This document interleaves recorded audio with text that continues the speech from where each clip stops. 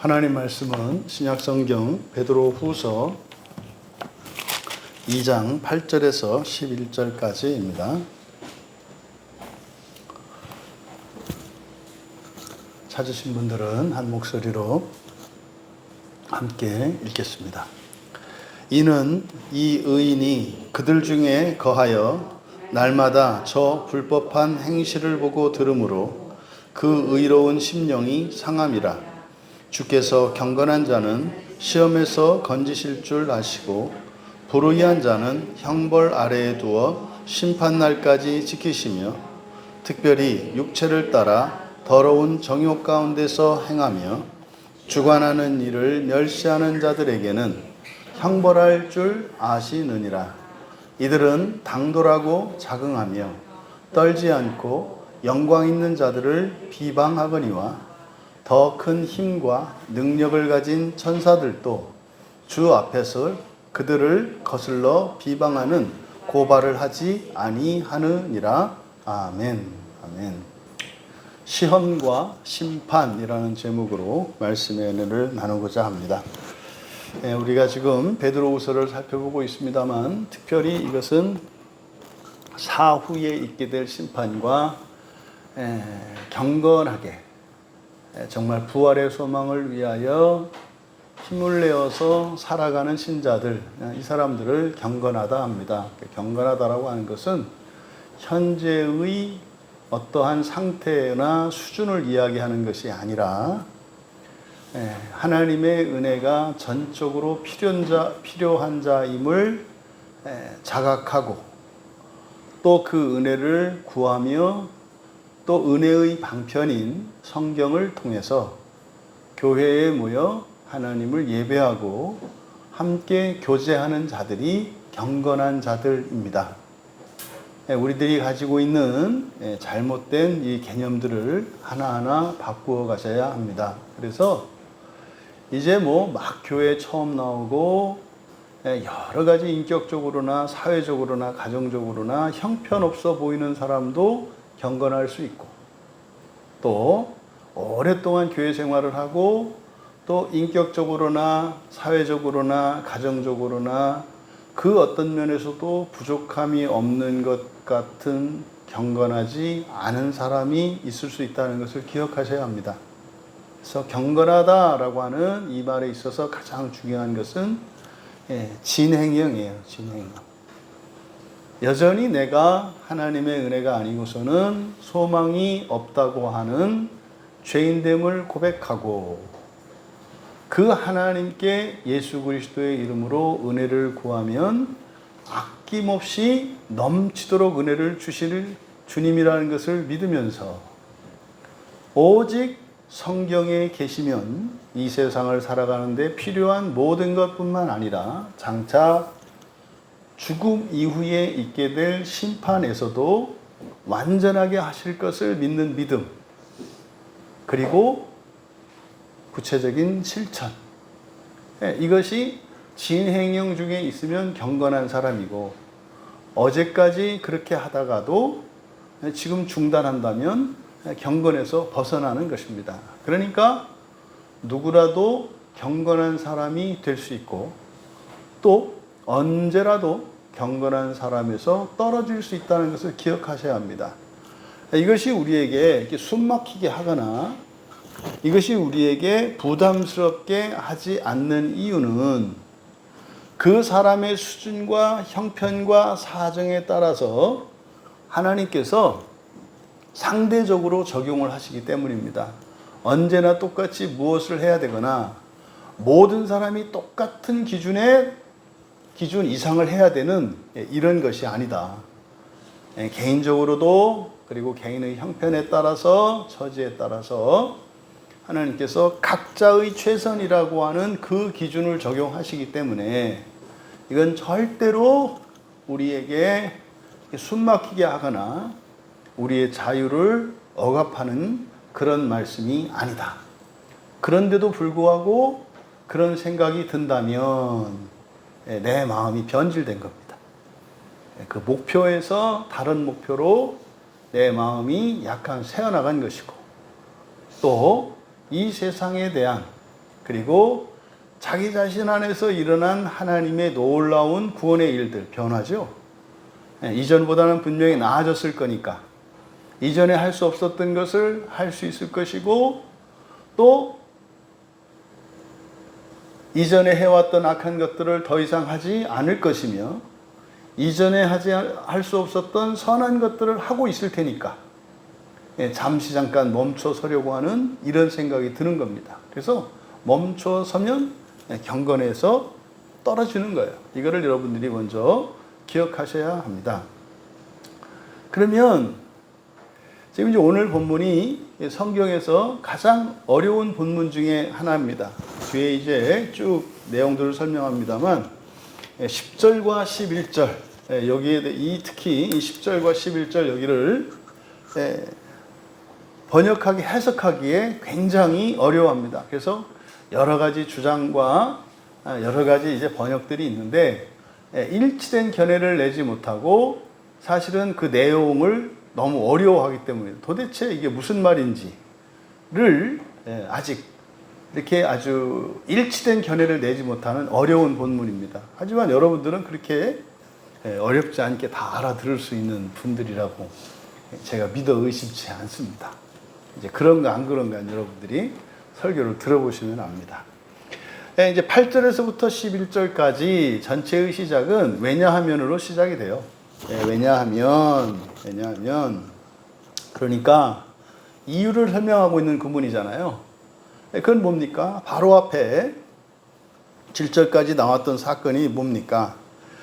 정말 하나님께서 그 소돔과 고모라 성을 심판하기 전에 롯을 건져내신 사건이에요. 구원하신 사건.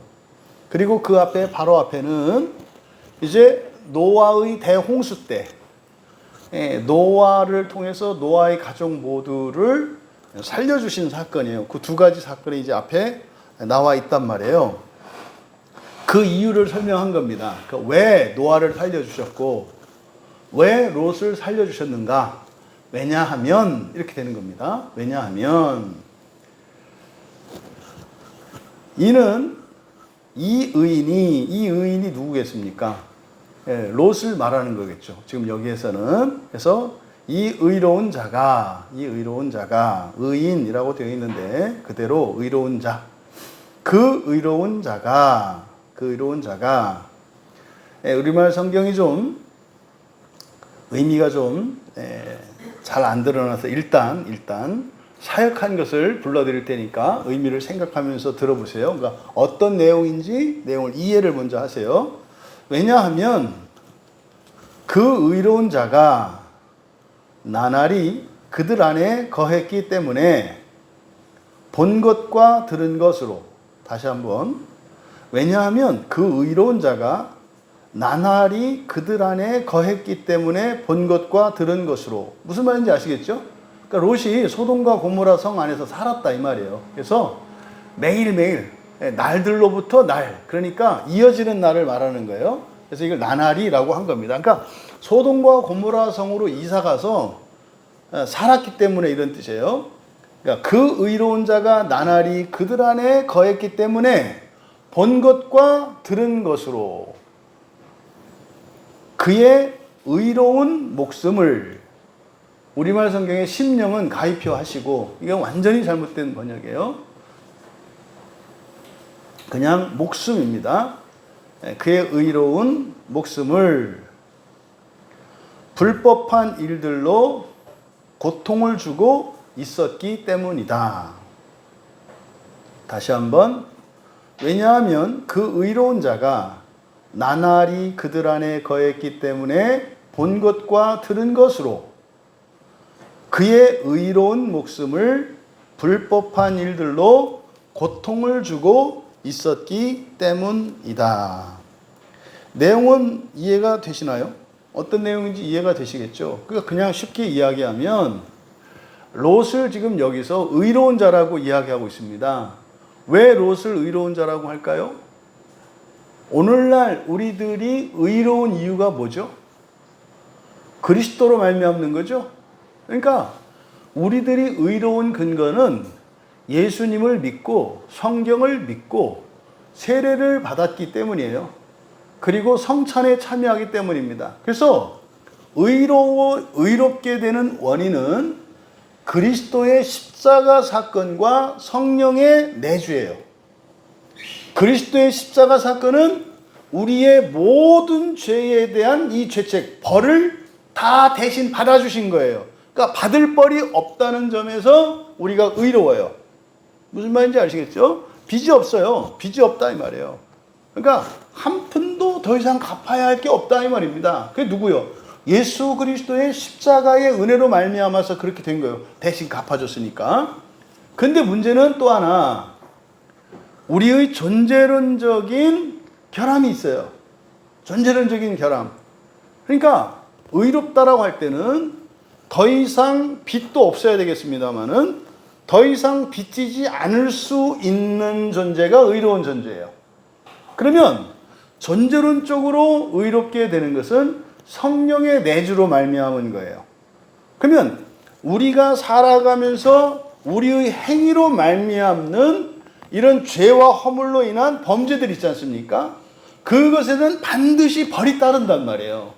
반드시 벌이 따라요. 근데 그 벌을 예수님이, 심지어는 여러분들이 평생에 걸쳐서 지을 모든 죄에 대한 그 죄에 대한 벌은 예수님이 십자가에서 이미 다 가져가셨어요. 엄격히 말해서 그리스도인은 어떤 죄를 져도 그 지은 죄의 행위 때문에 받을 벌이 없어요. 이게 예수님의 십자가의 대속 사건이라고요. 근데 문제는 또 우리는 반복해서 죄를 짓는단 말이에요. 그러니까 죄를 짓는다는 점에서는 예수님의 십자가의 대속의 공로로 끝나는 게 아니에요. 그러니까 예수님은 마치 뭡니까? 우리가 마치 어디 가서 외상하고 사고를 칠 때마다 계속해서 갚아주시는 분이에요. 그러니까 우리 빚을 다 갚을 때까지 예수님은 사실은 어떻게 해요?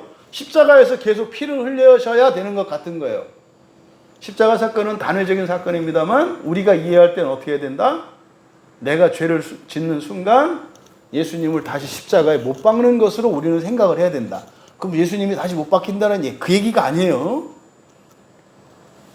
예수님이 십자가에 못 박힌 사건은 과거적인 사건입니다. 근데 그 효과는 죄에 대하여 대속의 효과란 말이에요. 그래서 우리가 죄를 지을 때마다 우리가 십자가 앞으로 간다고 생각해야 된다 이 말이에요. 근데 문제는 말입니다.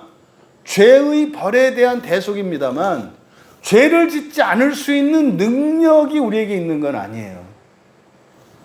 그래서 여러분들이 죄를 짓지 않고 싶지만 죄를 짓게 된단 말이에요. 이걸 말하는 거죠. 그래서요, 존재론적으로 우리가 죄를 짓지 않을 수 있게 되는 사건, 그건 뭡니까? 성령이 내주하심으로 일어나는 사건이에요. 그래서 우리가 의롭다라고 이야기할 때 그 의로움의 근거는 그리스도의 십자가의 대속 사건과 성령의 임재 내주입니다. 그러면 현재적으로는 우리가 완전히 의롭지는 않아요. 현재적으로는. 그런데 과거에 예수님의 십자가 사건과 성령이 나의 안에 들어오심으로 말미암아서 나는 의롭게 되었어요. 있다라고 하는 것은, 의롭게 되었다라고 하는 것은 사실은 뭡니까? 완전히 의롭게 되기 시작했다는 뜻이에요. 완전히 의롭게 되기 시작했다는 뜻이에요. 그럼 종말론적으로 우리가 그 의를 완전히 입게 되는 것, 이걸 부활의 사건이라고 하고, 바로 그것은 전적인 주님의 주권으로 그리스도 예수로 말미암아 우리 죄가 대속되었듯이 그리스도 예수로 말미암아 그리고 성령과 함께 성부 하나님께서 우리를 부활시키심으로써 완전한 존재가 되어, 이게 의인인 겁니다. 이게 이제 신약에서는, 그럼 신약 성경이 있기 전, 예수님이 오시기 전에 구약 성경을 가지고 있던 이스라엘, 구약의 이스라엘 사람들에게 의롭다고 하는 것은 무엇이겠는가 이 말이에요. 예, 구약의 의 바울 사도는 구약의 의를 뭐라고요? 율법으로 말미암는 의라고 해요. 율법으로 말미암는 의. 그러니까 우리는 예수 그리스도로 말미암는 의인데 구약에서는 율법으로 말미암는 의예요. 그러면 율법을 받았다는 그것만으로 의롭게 되는 게 아니에요. 그래서 율법에는 생활과 이런 신앙생활과 일상생활의 규칙들이 우리에게 주어집니다. 그러니까 그 기준이 주어짐으로써 내가 의로운지 그렇지 않은지를 스스로 알 수 있게 해요. 그래서 율법을 어기는 것을 우리가 범죄라고 한다고요. 율법을 범하고 범법 범죄라고 한다 이 말이에요. 그러면 범죄했을 때 우리는 내가 의롭지 못하다, 완전하지 못하다는 것을 깨닫게 돼요. 그렇게 되었을 때 우리의 연약함과 한계를 극복하고 의롭게 될 수 있도록 주신 율법이 뭐예요? 여기 제사법이에요. 제사법. 그래서 절기의 핵심은 제사예요. 제사를 드림으로써 우리가 의롭게 된다고요. 그러니까 그 제사를 드릴 때 제물을 잡고 피제물을 드리고 하는 이것은 무엇에 대한 예표입니까?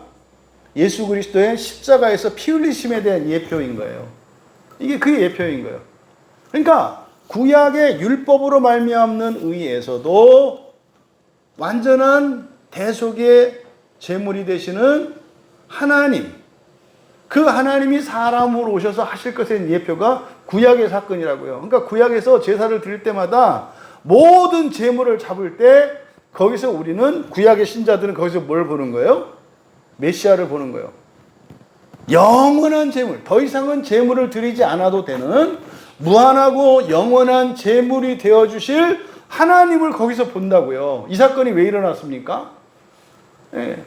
아담과 하와의 타락 사건으로 우리도 죽음을 경험하게 됐지만 하나님도 죽음을 경험하시게 되어버렸어요. 그래서 이 동물 제물들을 막 잡을 때 그때마다 거기에서 하나님의 죽음을 봐야 한다고요. 근데요, 하나님의 죽음을 보면서 괴로워하고 마음 아파하고 합니다만 다음 달에 또 온단 말이에요. 다음 주에 또 온단 말이에요. 그러니까 거기서요, 절망할 수밖에 없어요. 그러니까요, 이거는 내가 이렇게 해서 되는 게 아니라 하나님의 선하심을 믿고 의지해서 내가 이렇게 엉망진창이고 정말 절망할 수밖에 없는 소망이 없는 자라 할지라도 하나님이 나를 창조하신 아버지시고 하나님이 나를 사랑하시니까 하나님이 끝까지 날 버리지 않으신다고 했으니까 뭐가 뭔지는 잘 모르겠지만 이 비참에서 하나님께서 나를 구원해 주시겠구나 믿음으로 받는 의예요. 결국은 아브라함도 율법을 잘 지켰고 제사를 다 지켰기 때문에 그런 것이 아니라 아브라함은 율법도 없었단 말이에요. 믿음이에요. 뭐예요? 자녀들이 가지고 있는 자녀들이 부모들에 대해서 가지고 있는 그 막연한 믿음. 뭐예요? 엄마 아빠가 나를 버리지 않을 거라는. 그러니까 온갖 짓을 다 하고도 이래도 버리지는 않을 거라는. 그래서 어떻게요? 꼬박꼬박 집에 들어오는. 이게 믿음이라고요. 이게 방황하고 팽팽 돌고 하다가 하루 이틀 밖에 지낼지 몰라도 결국에는 이제 버리든지 말을 대로 해라. 거기에는 믿음이 깔려 있다면 그래도 나를 버리지는 않을 거라는. 요 믿음이에요. 아브라함의 믿음이 딴가 요겁니다. 요거. 자기가 나 낳았으니까 책임지겠지. 어떡하겠어. 죽이면 죽으리라. 요게 요 믿음이란 말이에요. 그래서 결국 구약에서도 은혜의 이 구원의 계시가 완전히 드러나지 않았기 때문에 율법을 통해서 그들이 믿음으로 의에 이르게 돼요. 그러니까 실제로 이 제사를 드리면 된다. 그럼 내가 또 반복해서 죄를 짓지만 어쨌든 율법을 지키려고 노력을 하고 절기를 지키고 제사를 지내고 하면 나를 하나님이 용서하시고 의롭게 해주실 것이다 라고 하는 믿음으로. 똑같아요 사실은. 그러니까 여기서도 의로운 자라고 하는 것은 다른 거 아니에요. 예수님을 믿고요. 이때는 사실 아직 성경이 없단 말이에요. 지금 우리가 가지고 있는 것처럼 이렇게 딱 조직화된 성경책이 없단 말이에요. 이때는 그냥 각권으로 돌아다니는 편지들이죠. 물론 이제 구약 성경 두루마리들은 있습니다.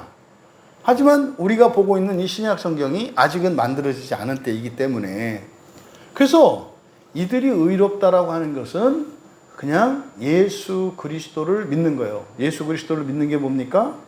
예수가 그리스도임을 믿는 거예요. 예수가 그리스도임을 믿는 거. 이것이 핵심입니다. 그리스도는 뭐라고요? 왕이고 선지자고 제사장이라고 그랬잖아요. 그러니까 예수가 그리스도인 것을 믿는다? 예수가 왕인 것, 그리고 대제사장인 것, 그리고 선지자인 것을 믿는다. 그러면은요, 선지자니까 예수님 말씀을 믿고 따르겠네. 그거에 대해서 의심하지 않겠네. 이게 예수가 그리스도인 걸 믿는 거예요. 예, 또 대제사장인 것을 믿어. 그럼 내 죄를 용서해 주는 것은 나의 무엇이 아니야. 그분의 주권이야. 그분의 주권이라고. 그리고 왕인 것을 믿는 건 뭐예요? 나는 그의 백성인 것을 믿고 그의 주권을 인정하는 거예요. 그러니까 예수를 그리스도로 믿는다라고 이야기할 때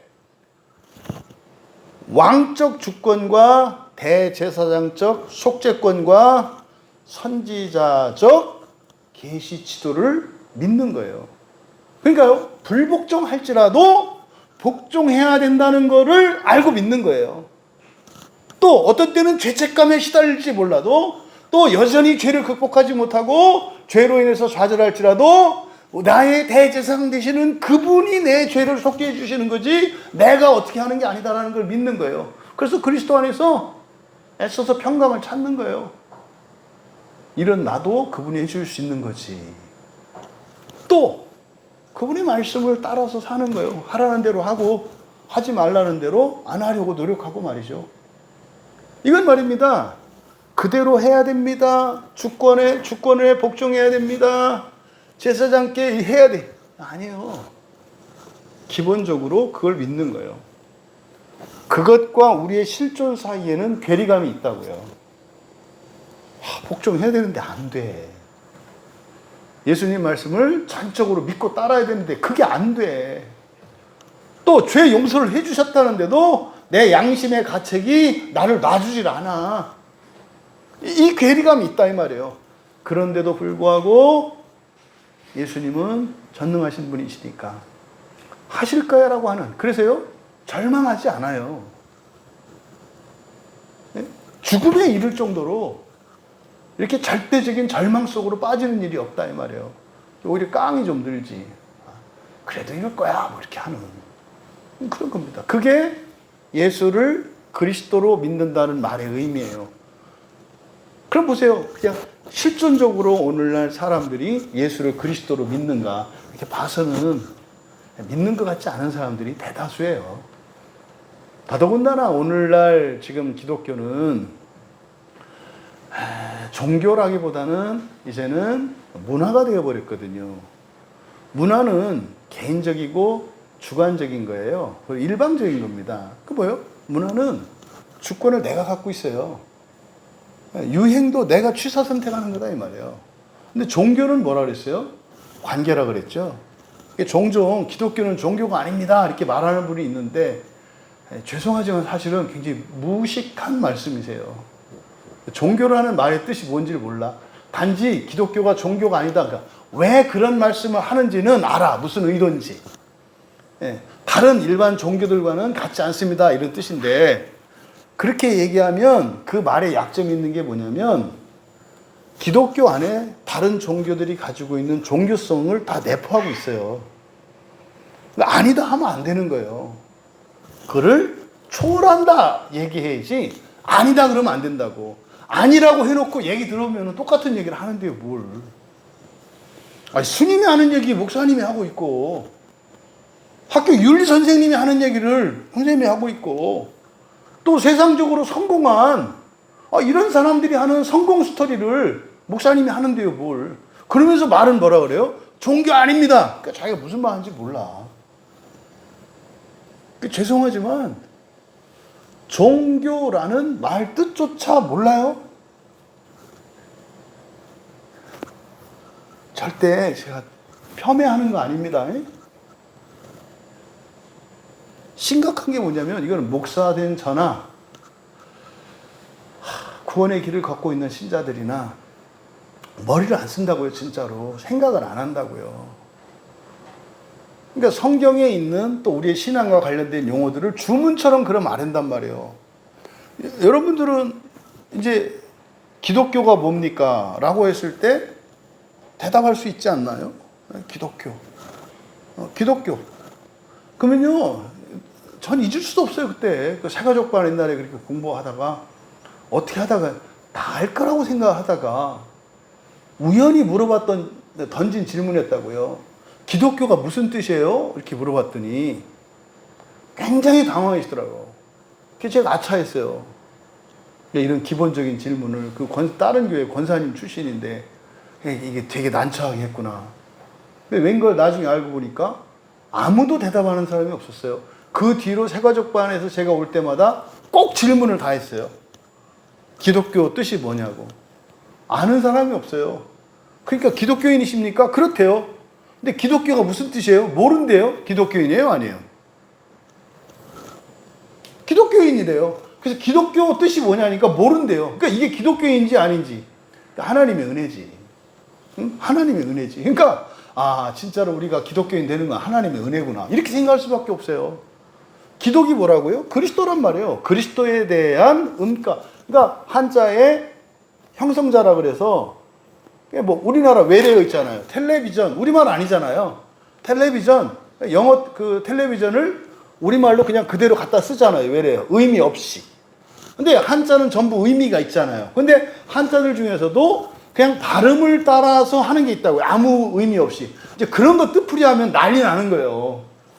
그걸 그냥 발음만 갖다 쓰는데 그거를 막 뜻풀이해. 말 되게. 신기하지.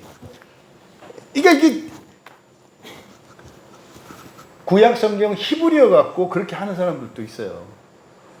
어쨌든 그래서 크리스토스라고 하는 헬라어를 영어로는 크라이스트라고 하잖아요. 크라이스트. 그러니까 아이로 발음하기도 합니다만 대부분의 뭐 독일어나 이런 데서 이로 한단 말이에요. 크리스토스 이렇게 하거든요. 그러면 그걸 한자로 번역을 할 때 그 외래어를 기독이라고 번역한 거예요. 기독은 또 우리말의 은가예요. 중국 사람이 기독을 기독이라고 읽지 않아요. 그걸 갖다가 우리말은 또 우리식으로 읽은 거예요. 기독이. 어쨌든 간에 기독이 의미하는 건 뭐다? 그리스도예요. 그리스도. 헬라어 크리스토스. 이게 히브리어로는 메시아잖아요. 그러니까 기독교 뭡니까? 그리스도교, 메시아교 다 같은 뜻이에요. 근데 그 말 속에 생략되어 있는 게 있죠. 누가 그리스도다? 예수가. 그래서 예수교라고도 하는 거예요. 그래서 교단 이야기할 때 기독교 장로교회, 우리 장로교회 기장측이라 그래요. 기독교 장로교회, 또 예수교 장로교회 예장측이라 그래요. 그러니까 그 말이나 의미는 같은 생략되어 있는 거예요. 예수교 장로회 예장 할 때는 그리스도를 생략한 거예요. 예수교 장로회 예수 그리스도인데 요거 빼고 장로회. 또 기독 장로교회 할 때는 예수를 생략한 거예요. 그 뭘 그렇게 복잡하게 하는지 몰라. 그냥 예수 그리스도 장로교회 하든지 뭐 이렇게 하면 되지. 다 똑같아요. 어느 교단이든지 뭐 성결교든 뭐 감리교든 이게 뭐 어느 측이요, 예장이요, 기장이요. 무슨 말인지 아시겠죠? 예장은 예수 그리스도 장로교, 기장은 기독교 장로교. 뜻은 같다. 그래서 기독교나 그리스도교나 예수교나 심지어는 메시아교나 다 같은 의미예요. 이게 기독교란 말이에요. 이게. 그러니까 실제로 그러면 교회 안에서 살아가는 사람들을 보면 오늘날 기준으로 말하는 거예요. 이 시대 정신이 우리의 신앙의 가장 강력한 적이에요. 항상 시대 정신. 시대 정신이 뭡니까? 당연한 거거든요. 그 시대 사람들은 당연한 거예요. 그저께 그 신우예배 이렇게 끝나고 나서 그날 이제 매물도 갔다 왔던 그 전도팀하고 예배드리는 예배팀하고 다 함께 모여서 이제 목요일 날 이제 어제죠. 어제 저녁에 같이 모여서 이제 은혜도 나누고 이렇게 식사하는 자리가 있었거든요. 이제 어떻게 이야기하다가 누가 이제 가스라이팅이라고 하는 단어를 쓰더라고요. 근데 이제 가스라이팅을 그냥 일반적으로 쓰는 거예요. 그래서 이제 예를 들어서 누가 이렇게 이제 고기가 있는데 이제 안 먹는다고 했어. 근데 이제 막 먹게 하는 거지. 막 이렇게. 그랬더니 이제 그러니까 가스라이팅 하지 마 이러더라고요. 제가 또 그 말에 좀 민감하거든요. 잠깐만. 이게 그냥 아무 일도 아닌 것 같고 너무 예민하게 반응한 것 같긴 하는데, 이게 점점 이게 일반화되면 이게 가스라이팅이라는 말을 막 쓴다. 그래서 심지어 요즘에 부모님이 아이들에게 막 시키고 할 때 그때도 가스라이팅 하지 말라 그러고, 학교에서 선생님이 학생들에게 이렇게 할 때 저 뭐 누구는 막 뭐 우리 가스라이팅하고 난리야 뭐 이런 말을 한단 말이에요. 가스라이팅은 그런 때 쓰는 게 아니잖아요. 나쁜 짓을 하도록, 해가 되는 일을 하도록 쓰는 나쁜 말이에요, 가스라이팅은. 그러니까 보이스피싱 하는 사기꾼 같은 사람들이 하는 게 가스라이팅이란 말이에요. 그러니까 아니 옆에 동료한테 고기 한 점 더 먹으라고 얘기하는 게 가스라이팅이냐고. 그러니까 무심결에 쓰는 이런 말들이 최소한 이 병원에서만큼은 가려서 썼으면 좋겠다. 그럼 뭐요? 점점 어떻게 되냐면 세상은요, 상대방에 대한 호의를 더 이상 베풀지 못하게 돼요. 왜? 그거를 가스라이팅이라고 하니까 가스라이팅은 나쁜 거잖아요. 그러니까 다른 사람에게 친절을 베푸는 건 나쁜 게 됐잖아요. 지금 안 베풀잖아요. 지금 친절 베푸면 잘못하면 잡혀가지 않아요? 애들 머리 쓰다듬고 이러면. 아니 가다가 엉덩이라도 뜯어주면 이거는 좀 심각해. 이쁘다 이렇게 하면은. 그러니까 이게 지금 사회가요, 여러분 이게 별거 아닌 것 같은데요, 치밀한 계획하에서 일어나는 일이에요. 그러니까 절대 이 세상에서 우연히 일어나는 건 없습니다. 우리나라에서 지금 막 지금 피트니스 센터가 붐이죠.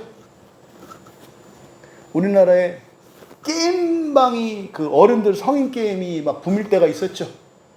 네? 뭐 바다 이야기인지 뭐 영국 얘기인지 몰라가지고 막 그거 해가지고 막 온 나라가 들썩. 이거요, 정치 권력자들, 기업인들, 엔지니어들, 지식인들, 방송인들이 총동원돼서 그런 유행과 사조를 만들어내는 거예요. 그거를 위해 사람들에게 인정받고 인기를 누리는 사람들이 총동원돼요. 연예인, 정치인, 교수 뭐 할 것 없이. 그걸 아셔야 돼요. 그 옛날 더 올라가면 우리나라에 노래방이 휩쓸 때가 있었어요. 노래방이. 우리 뭐 전국적인 방송에서 노래 잘하는 걸로 막 이렇게 조장을 하잖아요. 그러니까 어떻게 가서 연습을 해야 되고, 노래 못하면 문제가 되잖아요. 이런 시대의 흐름을 더 거슬러 올라가면 우리나라에 스탠드바가 유행할 때가 있었어요. 이렇게 막. 옛날에 가면. 그래가지고 이런 유행의 사조들 안에는 영적인 어두움과 이런 게 쫙 있어요. 지금은 아이들에게는 PC방이 유행 아니에요. 이거 영원하지 않아요. 그러니까 이게 그냥 우연히 천만에요. 아주 집요할 정도로 치밀한 계획하에서 이런 것이 유행으로 만들어지고 문화로 만들어지고 막 한다고요. 이게 문화예요, 이런 게. 여러분, 정말 여러분들은 예민함으로 세상에서 일어나는 일들을 여러분들이 분별할 수 있기를 바라요. 어쨌든 이 세상에서 일어나는 이런 일들이 사실은 단어 하나하나와 관계되어 있어요. 그러면 교회 안에 있는, 다시 교회로 돌아보면은요, 거의 지금은 종교로서의 기독교인이 없어요. 종교인 자체가 없어요. 무신론자를 방불하거든요, 교회 하는 사람들이. 오히려 종교를 가진 사람들이 무신론자보다 더 무책임하고 불성실하고 그렇게 살아가는 경우들이 많아요, 종교의 이름으로. 근데 지금 심각하게 잘못되어 있잖아요. 그러니까 우리가 성경을 읽을 때 생각을 하셔야 된다. 단어 하나하나를 과연 그런가 물어보셔야 되고, 그리고 생각을 하면서 읽으면 아는 것 같지만 몰라요. 지금 보세요. 지금 거의 2000년 다 됐는데 말이에요. 10절, 11절 이것도 지금 번역이 안 돼 있다니까요, 제대로. 들어보시면 알아요, 왜 그랬는지. 그래서 성경으로 들어가서 의인이라고 할 때 지금 이 단어 하나 갖고 지금 이렇게 이 난리를 피는 거예요. 단어 하나 그렇게 생각하지 마라. 여러분 마음대로 생각하지 마라. 그러니까 여러분들은 그래서 의로운 사람들이다, 아니다? 주저하지 마라. 의로운 사람들이다. 의의 근거가 보다 그리스도와 성령이시다. 그리고 성경이다. 의로운 자임에도 불구하고 의롭지 않은 자처럼 될 수 있다. 잊어버리면, 던져버리고 팽개치고 살아가면 그렇게 되는 거예요. 누구나 다. 의로운 사람, 의로운 자가 나날이 그들 안에 거했기 때문에 본 것과 들은 것으로, 이걸 그대로 우리에게 적용해 보세요. 이 시대에 대한민국이라고 하는 사회에서 살기 때문에, 이 시대에 내가 이 가문에서 이 가족과 함께 살기 때문에, 내가 이 시대에 이 회사에서 이 공동체 안에서 살고 있기 때문에, 그런 뜻이에요. 소돔과 고모라는 것은 의인이 속했던 곳 아닙니까? 근데 이 롯이 의로운 자라고 인정을 받았던 것은 아브라함의 조카였기 때문에 그래요. 아브라함의 조카인 것이 왜 의롭냐? 아브라함이 가장이었고요. 아브라함이 여호와 하나님과 언약을 맺었기 때문에 아브라함의 가족은 그 언약 안에 있기 때문에 의로운 거예요. 지금 우리 교회에서 이야기하는 조상의 구원과 자손들 공동체적 구원에 대해서 얘기하잖아요. 이거는 이미 구약 성경의 기본적인 생각이고요. 유대인들은 다 이런 생각을 갖고 있어요. 그래서 이스라엘 민족이라고 하는 게 뭡니까? 우리는 다 이스라엘 한 자손이라는 뜻이에요. 우리의 신앙생활과 이런 것이 나만을 위한 게 아니라 뭐예요? 모두를 위한 거라고요. 창세기에서 야곱과 요셉이 죽었을 때 어떻게 해요? 그분들의 유골을 수습해서 가지고 올라가잖아요. 시신도 가지고 올라가잖아요. 왜요? 부활을 믿기 때문이거든요. 부활했을 때 나 혼자 여기서 걸어가기 싫다는 거예요. 생각해 보세요. 부활해서 애굽에서 거기까지 올라가면 얼마나 힘들겠어. 이왕 가는 거 나 데리고 가서 편의점 와. 이 얘기거든. 다 부활을 신앙을 믿는 거예요. 그리고요, 부활의 날에 혼자 부활하는 게 아니라 뭡니까? 함께 부활하는 거예요. 이걸 믿는 거라고. 그래서 롯을 의롭다고 할 때 성경 보세요. 롯이 뭐 의로운 그게 있나, 인간적으로. 없어요. 그러니까 의롭다고 할 때 왜 의로운가 생각을 하셔야 된다. 이상하다. 롯이 그렇게 뭐 의로울 것도 없고 이상한데. 꼭 얘기를 해야 된다니까요. 그러니까, 그래? 내가 교회 안에 있고 예수님을 믿고 세례를 받았으니까 의로운 거구나.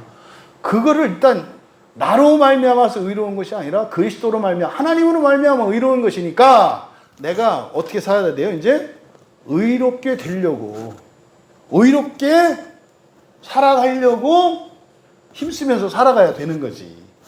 해서 의롭게 되는 게 아니라 의로운데 이러면 안 되지. 내가 김씨 집안에 한 사람인데 집안을 망신시키면 안 되지. 이런 거예요, 이런 거.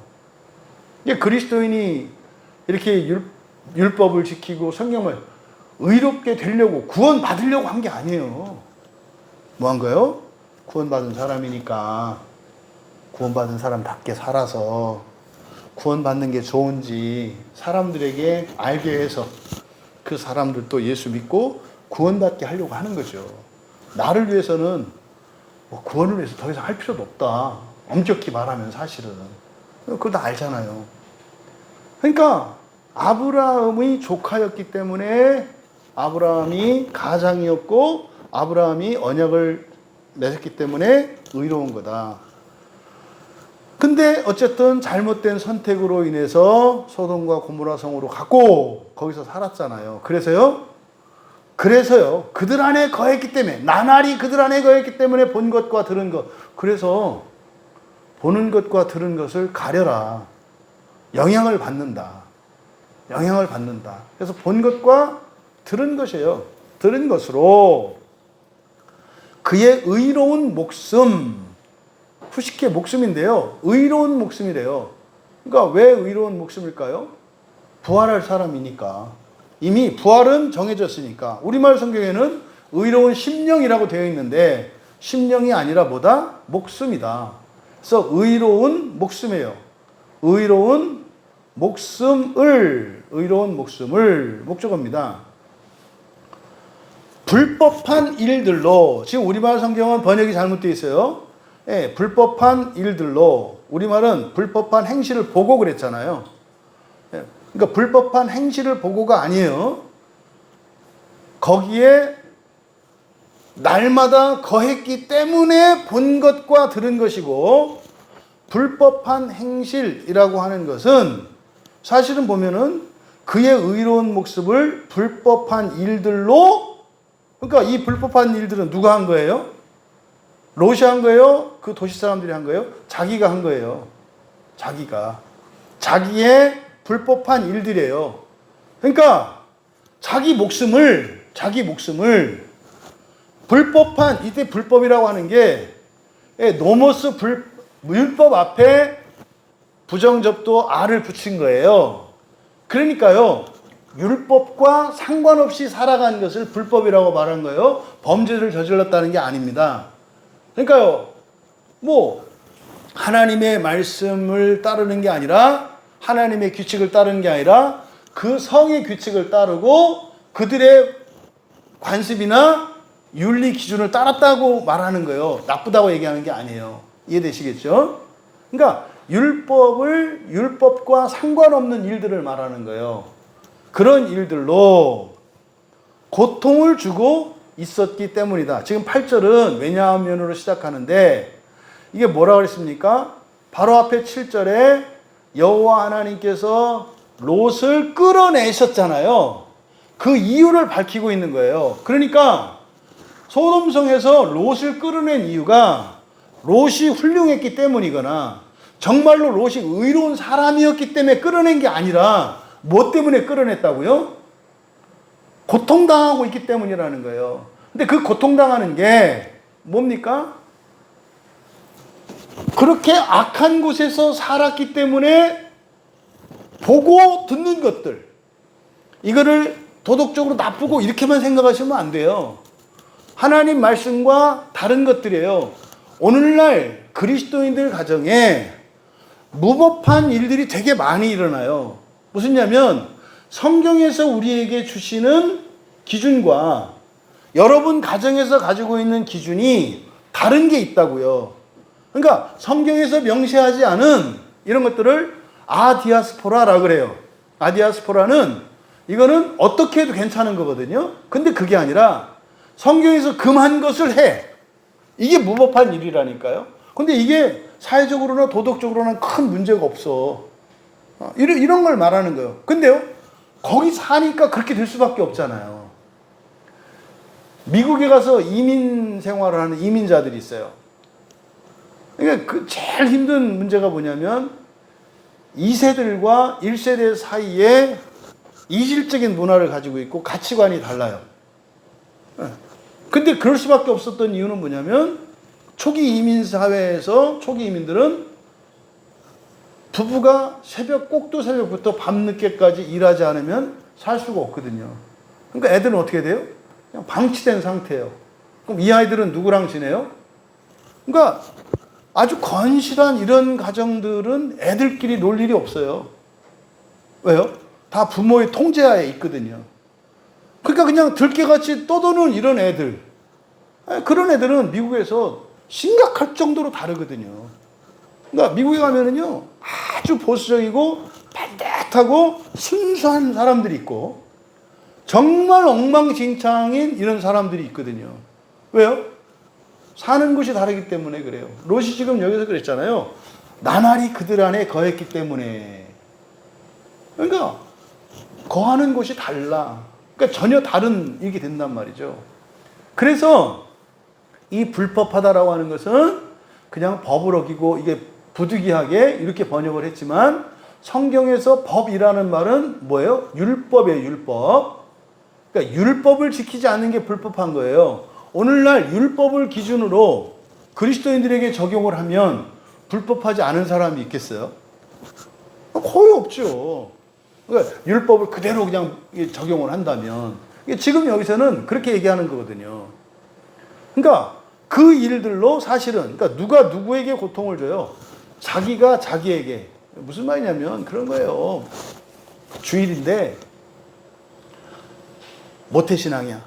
그럼 뭐 주일에 예배 드리는 거는 당연한 거로 알고 뭐 그 고민도 안 했던 사람이야. 근데 누군가가 막 붙여가지고 놀러 가재. 그래서 그냥 놀러 갔어. 요게 불법한 일이다 이 말이에요. 불법한 일. 놀러 갔는데 즐거운 게 아니야. 괴로워 죽겠어. 노는 것도 아니고 뭣도 아니고. 요 상태를 말하는 거예요. 그래서 근데 결론은 뭐예요? 롯이 어땠다? 스스로에게 고통을 주고 있었다 이 말이에요. 난 여기 오면 좋을 줄 알고 갔는데 하나도 안 좋아. 하나도 안 좋아. 그래서 구원해 주셨다는 거예요. 중요한 거예요. 애굽에 있을 당시에 이스라엘 백성들을 구원하신 이유도 똑같아요. 나 여기 싫어요. 이거 아닌가 봐요. 했을 때 구원하셨다 이 말이에요. 네? 하갈이 이스마엘을 낳고 쫓겨났잖아요. 그때 구원한 게 하갈이 뭐 간절히 기도해서 도와준 게 아니에요. 이스마엘 그 애가 나오면서 울고 있는 너무 고통스러워하니까 그래서 구원했다고 얘기한다니까요. 그러니까 우리가 이 세상을 위해서 할 수 있는 최고의 헌신이 고난이고 고통입니다. 그 말이에요. 우리가 이 시대에 속해 있는데 시대 때문에 우리가 아파. 그러니까 하나님이 어떻게 한다고요? 구원하신다니까요. 구원하신다니까요. 그 얘기를 한 거예요. 그러니까 8절은 바로 하나님께서 롯을 구출한 이유가 여기서 고통을 주다라고 하는 이게 미완료 시제로 되어 있습니다. 그러니까 미완료 시제가 뭡니까? 계속되는 거예요, 계속. 여기서 이제 고통을 주다라고 이렇게 이제 제가 이제 번역을 했습니다만 우리말 성경에는 심령이 상함이라 이렇게 돼 있잖아요. 상하다라고 번역돼 있잖아요. 근데 상하다라고 번역한 이 단어가 바사니조라는 말이에요. 바사니조. 이 바사니조가 뭐냐면요. 시금석이라는 게 있어요. 금이나 이런 것들을 시험하는 금속. 그때 이게 진짜 금인지 순금인지 아닌지 이게 구리인지 주석인지 시험할 때 어떻게 하냐면 쇠를 갖다가 비빈다고요. 이게 바사니조예요. 그러니까 여러분 손등끼리도 힘줘서 비벼보세요. 허물 금방 벗겨져요. 그러니까 쇠를 대고 막 이 비비는 거 이게 바사니조거든요.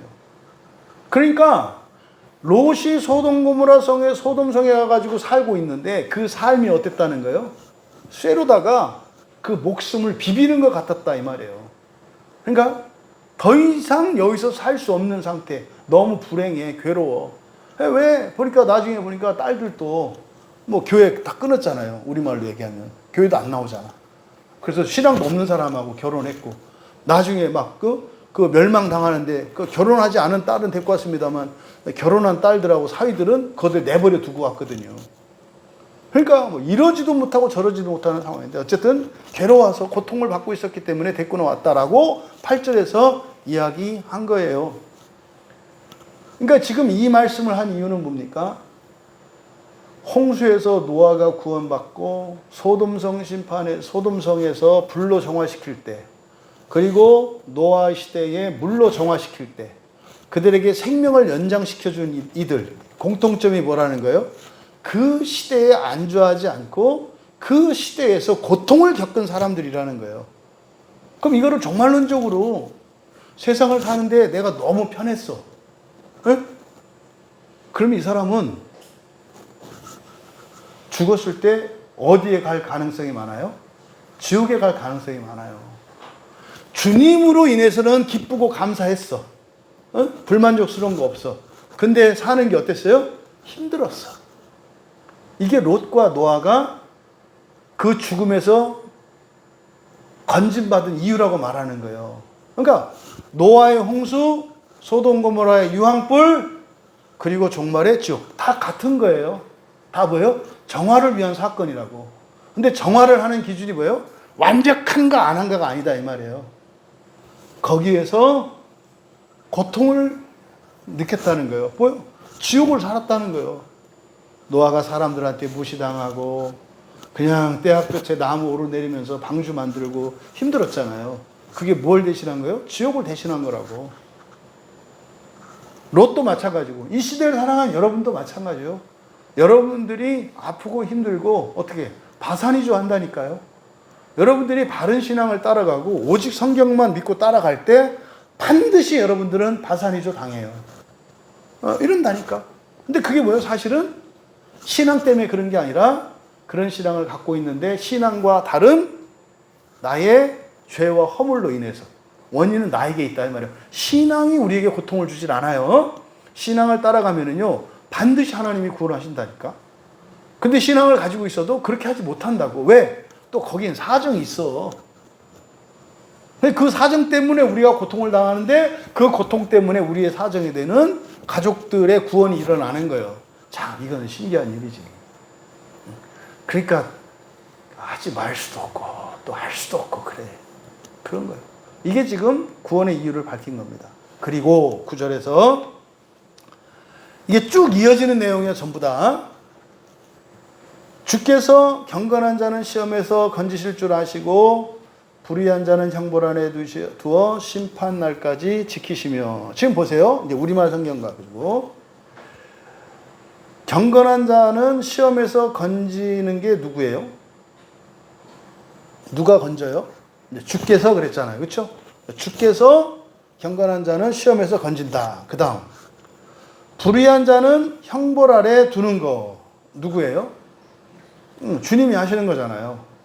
그리고 심판날까지 지키시며 이것도 주님이 하시는 거잖아요. 그 다음 10절로 가보세요. 특별히 육체를 따라 더러운 정욕 가운데서 행하며 주관하는 일을 멸시하는 자들에게는 형벌할 줄 아시느니라. 누가 알아요? 존댓말 썼잖아요. 그러니까 하나님이지, 하나님 주께서. 그죠? 이게 틀렸다고 그러니까 아시느니라를 X표 하세요, X표. 이 아는 것은 롯이에요, 롯. 그러니까 지금 여기서 말하는 거는요, 9절과 10절의 상반절까지 이거는요, 롯이 알았던 내용을 말하는 거예요. 그러니까 롯이 소돔성에 살면서 그렇게 괴롭고 괴로워했던 이유, 괴로워했던 그 이유, 그게 사실은 그 생활이나 이게 아니라 알았던 것 때문에 괴로웠다는 거예요. 그래서 지금 9절의 주어는 그는 이렇게 되는 거예요. 그래서 이 9절의 그 문장은 이제 이거를 이제 이해하기 쉽도록 이렇게 되어 있습니다만 그냥 원문 그대로 해야 본문의 뜻을 알아요. 그래서 9절의 시작은 그는 이미 알고 있었다 이렇게 돼요. 그는 이미 알고 있었다. 완료 시제로. 그럼 뒤에 있는 내용들은 다 뭐예요? 그가 알고 있었던 내용이에요. 그러니까 소돔성에 오기 전에 거기서 살기 전에 이미 알았던 내용이에요. 그건 뭐예요? 아브라함에게 들은 내용이죠. 아브라함에 들은 내용. 그것을 말하는 거예요. 이게 사실은 이 구원과 하나님의 심판에 대한 그 원리를 말하는 거예요. 그러면 그가 안 게 뭐냐? 주께서 9절에 주께서는 경건한 자들을 시험으로부터 끌어내실 것을 알았다. 첫 번째, 롯이 안 것 첫 번째예요. 주께서 경건한 자들을 시험으로부터 끌어내실 것을 알았다. 여러분, 시험이라고 하는 것이 사실은 빠지고 나서 구해주세요 하지 말고 안 빠지면 더 좋은 거 아닌가요? 근데요, 시험에 빠지면 하나님이 날 구원하신다는 걸 아니까 시험에 안 들어가는 게 아니라 뭐 한다고요? 시험에 들어간다고. 이게 하나님이 나를 용서하신다는 걸 알면 정말 사랑이시구나 이러고서 알아서 앉으면 돼요. 그래? 이 말도 안 되는 이런 일을 한다 이 말이에요. 그러니까 그걸 알았다. 그러니까 사실은 롯이 거기에 가서 살았던 이유가, 그러니까 뭐 이걸 보고 이제 성경에 안 써 있지만 소돔성을 선택할 때, 그러니까 아브라함이 성경에서는 자세히 안 나와 있지만 얘기를 한 거예요. 야, 저기는 방탕하고 이렇게 타락한 도시라 위험하다. 근데 뭐 이런저런 얘기를 하다가 끝까지 우기고 거기를 선택했던 이유 뭐예요? 하나님이 나를 정말 잘못되면 끌어내시겠지. 이걸 알았다 이 말이에요. 알았다. 그러니까 요즘에 지옥도 영원히 있는 게 아니라 건집니다. 그 말을 듣고 사람들이 버럭하는 분들이 있어요. 그러면 지옥에서도 구원이 있단 말입니까? 제가 되면 그래서 지옥에 가시겠다는 얘기예요? 지옥에 가도 된다는 얘기가 아니잖아요. 전혀 다른 얘기거든. 근데 지금 이 롯의 논리와 같은 거예요. 그래? 거기 가도 보내준다고? 그래서 지옥이 영원하지 않다고 그러면 신자들이 지옥 가는 걸 두려워하지 않는데 나올 수 없기 때문에 두려워하는 게 아니라 지옥 자체가 두려운 거라니까요. 나오고 안 나오고를 떠나서 지옥을 가면 안 되는 거예요. 그러니까 지금 롯이 했던 생각이 그거라고. 지옥불에 빠져도 건져진다고 하니까 그럼 한번 뭐 가봐도 되는 거 아닌가? 이런 말도 안 되는 생각을 한다 이 말이에요.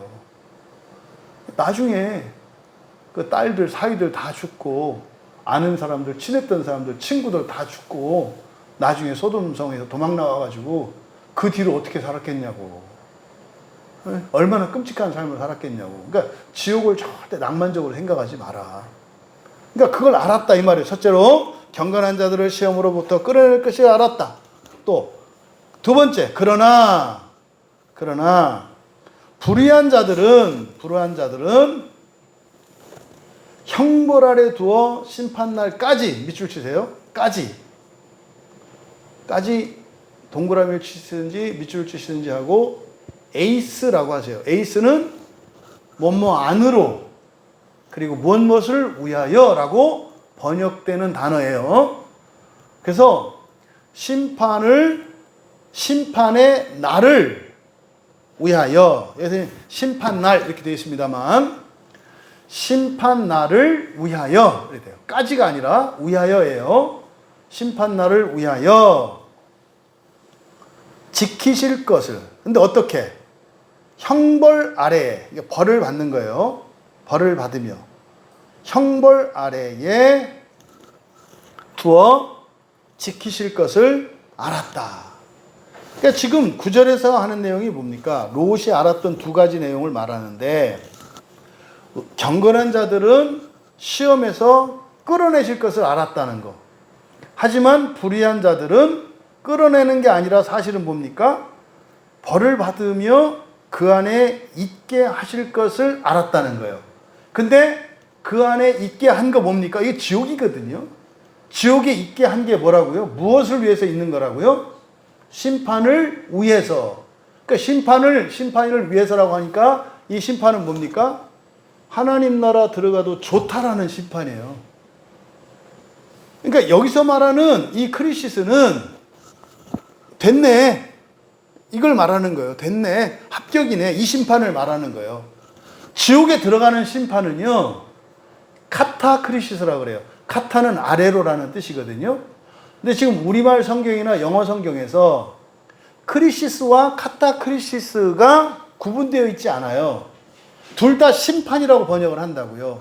근데 심판이라는 게 말입니다, 지옥으로 가는 심판, 그거는 이미 받았다고 예수님이 알려줬다고 했잖아요. 그 심판은 이미 천상에서 내려졌다고요. 그래서 지옥에 내려가는 판단에 대해서 말할 때 카타크리시스라고 그래요. 근데 그냥 심판이라고 할 때는 이 크리시스는 뭡니까? 됐나 안 됐나, 익었나 안 익었나를 하는 심판을 말해요. 근데 여기서는 크리시스예요. 그러니까 심판을 위하여 벌을 받으면서 거기에 두어 지키게 하셨다. 그러니까 여기서 있는 목적은 뭐 하는 거예요? 심판을 준비하는 기간이요. 시험 공부하는 기간이다 이 말이에요. 그게 뭡니까? 지옥에서 시험 공부하는 거예요. 이게 연단되는 거다 이 말이에요. 이거는 앞에서 얘기했던 소돔성에 내린 불, 노아 시대에 내린 물, 똑같은 걸 말하는 거예요. 그래서 소돔성에서 타 죽은 사람들, 노아 시대에 물에 빠진 사람들, 이걸 형벌이라고 말하는 거예요. 형벌에 그냥 죽게 내버려 뒀다. 근데 죽게 내버리는 게 아니라 무엇을 위해서? 부활의 심판을 위해서, 부활할 수 있도록 준비되도록, 그러니까 정화예요. 정화의 사건이다 라는 것을 9절에서 말씀하는 거예요. 그리고 10절에서 특별히 육체를 따라 더러운 정욕 가운데서 행하며 이렇게 돼 있는데, 10절 이제 그러나 이렇게 됩니다. 그러나 9절 다시 한번 불러드릴게요. 그는 주께서 경건한 자들을 시험으로부터 끌어내실 것을, 그러나 불의한 자들을 심판의 날을 위해 벌을 받으며 지키실 것을 이미 알고 있었다. 10절 그러나 특별히 육체를 따라 더러운 정욕 가운데서 행하며 주관하는 일을 멸시하는 자들에게는 뭐 이렇게 해서 그냥 의미상으로는 대충 뭐 드러냅니다만 정확한 번역이 아니에요. 왜냐하면 말씀드린 것처럼 10절과 11절이 굉장히 번역하는데 어려운 난해 구절이에요.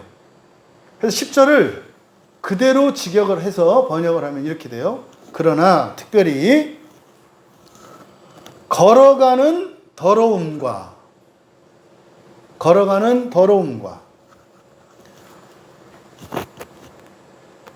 멸시하는, 저는 이제 깔보는이라고 번역을 했거든요. 깔보는 주권의 열심으로. 그러니까 열심은 두 가지예요. 걸어가는 더러움의 열심, 깔보는 주권의 열심. 걸어가는 더러움과 깔보는 주권의 열심으로. 우리말 성경에서는 이거를 정욕이라고 번역되어 있는 게 에피투미아예요. 그래서 주권의 열심으로 육체를 뒤따르는 자들을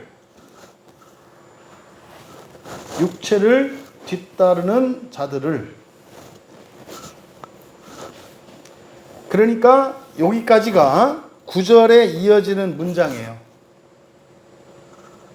그러니까 지금 10절에서 설명하고 있는 특별히 걸어가는 더러움과 깔보는 주권의 열심으로 육체를 뒤따르는 자들을 말이다.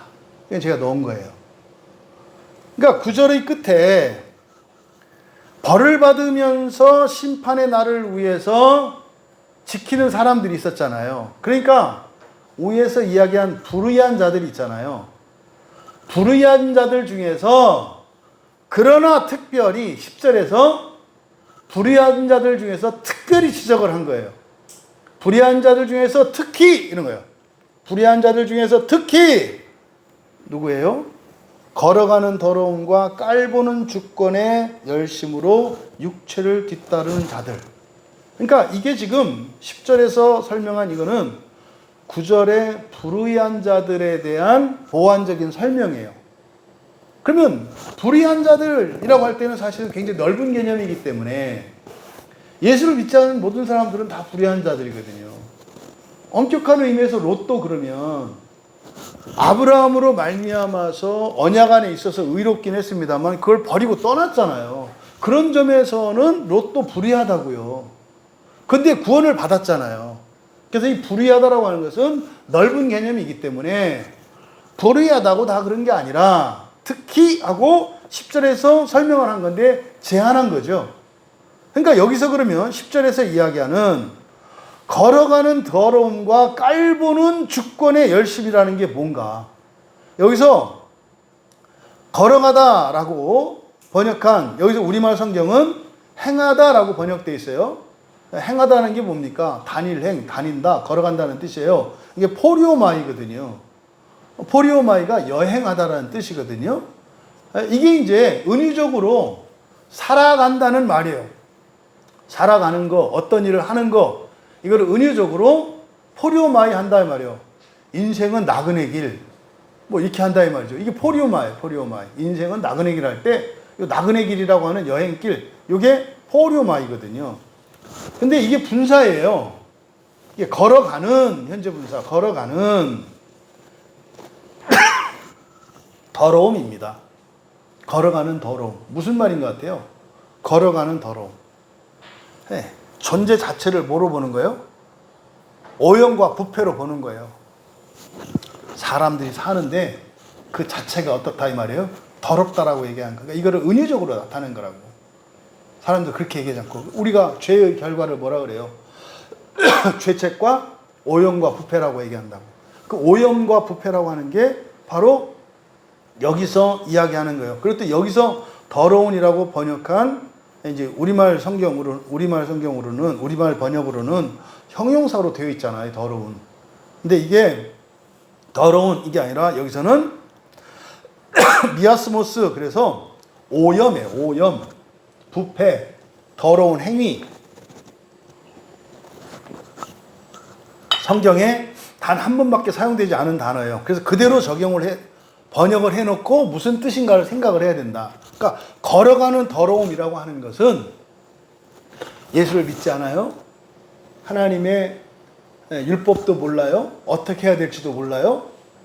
살아가는 것, 이것을 걸어가는 더러움이라고 얘기한 거예요. 본인은 더럽다고 생각 안 해요. 매일 목욕하고 매일 옷 갈아입어요. 근데 본질적으로는 어떻다는 거예요? 예수를 몰라. 구원도 몰라. 그리고 살아. 그러니까요, 그 자체가 악하다고요. 세상적으로는 절대 악하지 않잖아요. 뒤에 있는 거 보세요. 깔보는 주권의 열심이라고 그랬거든요. 깔본다는 게 멸시하는 거니까요. 카타 프로네오거든요. 프로네오는 생각하다요. 카타는 아래로예요. 그러면 카타 프로네오니까 다른 사람을 볼 때 어떻게 해요? 나보다 못하다고 본다 이 말이에요. 누가 나보다 못하고 어떤 사람이 어떤 사람을 자기보다 아래로 보죠? 나은 사람이 그러잖아요. 그러니까 여기서 멸시한다라고 번역된 카타프로네오라고 하는 말은 말입니다. 최소한 다른 사람들보다는 나은 위치에 있는 사람이에요. 그러니까 이게 세상적으로는요, 훌륭한 사람이라니까요. 이걸 도덕적으로 멸시한다 그러니까 도덕적인 의미로 보았을 때 이게 교만하고 뭐 이렇게 보지만 그게 아니라 내가 위에 있기 때문에 다른 사람들이 아래에 있다 이 말이에요. 이게 카타프로네오라고. 그래서 이거를 뭐예요? 그래서 멸시하는, 이것도 현재 분사예요. 멸시하는. 그러니까 이 깔보는, 멸시하는 주권이에요. 주권. 이 주권이라고 하는 게 뭡니까? 권세잖아요. 권세. 예, 이 주권이라고 하는 것이. 그러니까 이렇게 이런 거죠. 회사에서 직장 생활할 때 어려운 게 뭐예요? 직장 상사가 고약한 사람 만나면 최고 힘들잖아요. 요 사람을 지금 여기서 뭐라고 이야기한 거예요? 깔보는 주권이라고 말한 거예요. 자기보다 못한 사람을 우습게 봐. 괴롭지 않아요? 이런 사람 만나면? 여러분 주변에 이런 사람이 나보다 능력이 뛰어나. 근데 다 뛰어나진 않아. 그렇잖아요. 그러니까 어느 부분에 있어만 뛰어나. 그러니까 그거 하나만 가지고 사람들을 비교하면서, 예를 들어서 돈을 기준으로 하는 사람들은 돈 없는 사람들을 완전히 요즘 애들 말로 많이 무시하면은 무슨 무시 이러잖아요. 그러니까 이렇게 무시해. 그리고 그거 하나로. 그러니까 옛날에 학교 다닐 때 내가 공부도 잘했고 모든 면에서 막 상도 많이 받고 뭐 있어. 근데 걔는 뭐 아무것도 안 했어. 막 매도 코 올리고 다니고 그랬어. 근데 이제 어느 날 봤더니 막 그냥 뭐 비싼 외제차 승용차 타고 뭐 옷도 뭐 몇백만 원짜리 옷을 입고 막 해가지고 했더니 이제 뭐 이제 완전 또 뭐 무시를 하는 거야. 야, 너 뭐 집도 없냐? 너 그걸 차라고 사냐? 뭐 이제 이렇게 하는 거죠. 이게 지금 여기서 말하는 깔보는 주권이에요. 그러니까 여기서 깔보는 주권. 그래서 멸시한다라고 보다는, 멸시한다는 말 자체가 너무 부정적인 말이니까. 그래서 깔보는 주권이라고 하는 것은 세상적으로 잘난 사람이에요. 그러니까 걸어가는 더러움, 모순이야. 걸어가는 더러움과 깔보는 주권. 이게 이제 기독교인들이 가끔 가지고 있는 거 있어요. 그 절에 다니는 친구인데 잘 살아.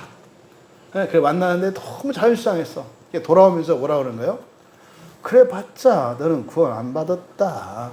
요게 지금 우리들이 이제 교인들이 가지고 있는 그런 거죠. 그러니까 걸어가는 더러움과 깔보는 주권의 열심으로. 그러니까 이거 뭐겠어요? 이제 명절 되면 이제 만나 친척들. 또 예수 믿는다고 또 유난 떨고 또 뭐 첫째 부활이 어떻다고 그러더니 아이고 뭐 집안 하다 없고 뭐 이게 뭐야? 이게 깔보는 주권이에요. 너 교회 다녀서 너 예수 믿어서 뭐 그렇게 네가 대단한데? 응? 이런 얘기하면 이제 그저 진주에 있는 우리 집사님이 생각이 나. 언니한테 이렇게 많이 당하거든. 이렇게 네가 예수를 믿어서 나보다 나은 게 뭐가 있어? 뭐 이렇게 이제 하거든요. 이게 깔보는 주권이, 그러니까 깔보는 주권이 나쁜 의미가 아니다 이 말이에요. 자기가 가진 그것으로 다른 사람들을 무시하는 거, 이게 세상의 정신이에요. 근데 이게 지금 누구에 대한 설명을 했어요? 불의한 자들에 대한 설명이라고 했어요. 근데 성경에서 불의한 자들이라고 하지만 세상에서는 이 사람들이 어떤 사람들이에요? 한없이 좋아 보이는 사람이고 나보다 높은 사람이고 잘난 사람이야. 근데 본질적으로는 어떻다고? 걸어가는 더러움. 인생이 살면 살수록 사실은 불쌍해진다고. 이 사람이 마지막 날까지 예수 믿지 못하면 자랑 삼았던 그것 때문에 아주 혹독한 대가를 치러야 하는 날이 온다고. 그것을 걸어가는 더러움과 깔보는 주권이라고 한 거예요. 그런데 그것도 보통이 아니야. 그것에 열심으로요. 열심으로. 출근도 1등, 퇴근도 1등, 실적도 1등, 능력도 1등, 막 이렇게 살아가는 거예요. 이렇게 살아갈 만해요. 나쁘다고 할 수는 없어. 여기다가 활용점정. 예수만 믿으면 되는 거예요. 그러니까 예수를 믿지 않고 이 세상에서 능력 있고 성공하고 최고가 되려고 열심히 살아가는 거. 이거를 걸어가는 더러움과 깔보는 주권의 열심으로. 그러니까요, 얼마나 베드로 사도가 이 표현을 만들기 위해서 고민했는지 아는 거예요. 이거를 나쁘다고 말할 수는 없어. 왜요? 밤잠 안 자고 밤샘 하면서 열심히 일하거든. 그러니까 이 사람의 의도는 어때요? 선한 의도예요. 또 혼자만 그렇게 하나? 가족들을 위해서 하겠다고 그러는 거 아닙니까? 근데 이게 사실은 신앙이 없이 이렇게 가면 그거 뭡니까? 오히려 죄를 짓는 게 돼, 그것 때문에. 그러니까요, 이 단어를 이렇게 표현하는 데는 굉장한 고민이 있었던 것으로 보여요. 그 열심으로 오해할까봐. 육체를 뒤따르는 자들을 이렇게 해요. 육체를 뒤따르는. 육체가 뭡니까? 썩어질 육체, 멸망할 육체 아니에요. 그러니까 이게 전도서에서 이야기하는 과거 솔로몬이 살았던 삶이에요. 자신의 인생을 돌아보고 이스라엘 왕국을 고대에서 아주 강력한 군대를 가지고 막강한 부를 가지고 넓은 영토를 가지고 있으면 되겠구나. 그래서 또 국민들이 평화롭게 살 수 있도록 안정을 시키면 되겠구나. 그래서 1000명이나 되는 여자들을 아내로 삼았고, 이게 정략 결혼한 거거든요. 각 지방에서 좀 힘께나 쓴다 그러면은 바로 가가지고 결혼을 맺어서 다 친척으로, 인척으로, 외척으로 다 만들어버리는 거예요. 다 사돈 내주니까. 그러니까 반란이 없어. 어쨌든 왕이 자기 사위니까. 그러니까 그것은 뭐 사랑, 가정 이게 아니라 뭐예요? 나라를 위해서 그렇게 선한 의도로 그랬다고. 그것도 어떻게 해요? 나라만 다스린 게 아니라 무역도 열심히 해가지고 돈을 많이 벌어들였다고요. 어마어마했단 말이에요. 또 영토도 막 확장했고. 그것을 여기서 걸어가는 더러움과 깔보는 주권의 열심으로 육체를 뒤따르는 자들이라고 말한 거예요. 이해되시죠? 그러니까 이 사람들 인간적으로 볼 때 어떤 사람들이에요? 훌륭한 사람들이에요. 그러니까 위에서 9절에서 불에 타 죽고 물에 빠 죽었던 사람들, 종말론적으로는 지옥 갈 사람들, 이 사람을 불의한 자들이라고 했는데 오해하지 말라는 거예요. 인간적으로 문제가 있는 이런 사람, 인간적으로 멀쩡했다 이 말이에요. 이것을 10절의 상반절에서 설명한 거다. 이거 이해되시죠? 그 다음에 그 뒤에 이어지는 말이 독단적인 대담한 자들. 우리말 성경은 당돌하고 자긍하며 떨지 않고 이렇게 쭉 나열을 했는데 이거 잘못된 거예요. 여기서 독단적인, 자긍하며 라고 되어 있잖아요. 자긍하며 라고 되어 있는 아웃다데스, 이거는 독단적이네요. 독단적이라는 게 뭡니까? 누구 말 듣지 않고 자기 뜻대로만 하려고 하는 사람들이에요. 이거는 자긍하며라고 할 때는 그 의미가 전달되지 않아요. 그러니까 도대체 누구 말을 듣지 않아. 다 자기 뜻대로만 하려고 그래. 독단적인 사람. 어떤 뜻인지 알잖아요. 그런 뜻이에요. 그래서 이 자긍하며라고 번역된 아우타데스가 분사로 되어 있어서 당돌하고라고 번역되어 있는 이 명사를 수식해요. 그래서 어떻게 해요? 독단적인 당돌한 자. 독단적인 당돌한 자. 근데 당돌하다라고 하는 것도 적절한 번역이 아니에요. 이게 톨메테스는 대담하다라고 하는 건데 말입니다. 이런 거 있죠. 어떤 상황에서도 기죽지 않아, 사람들 앞에서. 어떤 상황. 틀렸는데도 당당한 사람들 있잖아요. 그러니까 나 같으면 막 부끄러워할 것 같은데 아무 일 없는 듯이 천연덕스럽게 있어. 너 그때 했던 거 그거 아니야. 그거 잘못했어. 그래? 이걸 말하는 거, 이걸. 그러니까, 그리고 또 할 때는 어떻게 해요? 자기 또 뜻을 필 때는 또 막 독단적이어서 자기 주장들 해. 나중에 틀렸다고 그러면 최소한 사과라도 해야 될 거 아니에요. 틀렸다. 뭐, 그럴 수 있지, 뭐. 그러니까 어떻게 해요? 계속 독단적으로 살아. 근데 왜 누가 집사님 그래? 어쨌든, 여기서 독단적인 대담한 자들. 두 번째로, 영광스러운 자들. 뒤에 보면은 떨지 않고 영광스러운 자들을 비방하 이렇게 되어 있는데, 영광스러운 자들을 비방하는 자들이에요. 영광 있는 자들을 비방하거니와가 아니라, 영광스러운 자들을 비방하는 자들이에요. 하거니와가 아니라 비방하는 자들. 그러니까 영광스러운 자들을 비방하는 자들. 다시 한번, 독단적인 대담한 자들. 곧 같은 말이에요. 곧 영광스러운 자들을 비방하는 자들은 떨지 않는다예요. 쫄지 않는다, 우리말로. 이게 무슨 말이냐면 예수를 믿지 않아요. 근데 그런 사람들 우리가 얘기할 필요 없죠. 교회 안에 있어요. 교회 안에 있는데 첫째 부활을 소망을 위해서 끊임없이 회개하고 내가 전적으로 타락한 자이며 하나님의 은혜가 아니고서는 절대로 부활의 소망이 없는 것을 인식하고 오직 하나님의 은혜를 구하며 오직 성경만을 진리로 삼고 살아가는 사람들을 비방해. 이게 영광스러운 일을 비방하는 자들이에요. 이런 사람들의 특징이 뭐라고요? 독단적이고 대담해. 이런 자들은 떨지 않는다. 떨지 않는다. 이게 10절이에요. 그리고 계속 이어지는 거예요. 그럴 때 11절에 우리말 성경에 그게 빠져 있어요. 후프라고 하는 말이 그럴 때, 그런 경우에 이런 뜻이에요. 그러니까 10절의 하반절부터 11절로 여기 한 문장이에요. 10절의 하반절이 뭐예요? 독단적인 대담한 자들, 곧 영광스러운 자들을 비방하는 자들은 떨지 않는다. 그럴 때, 그런 경우에, 이런 사람들이에요. 그럴 때 힘과 권능, 이스키스와 디나미스니까 디나미스는 능력이기도 합니다만 능력이라기보다는 권능. 힘과 권능으로예요. 힘과 권능으로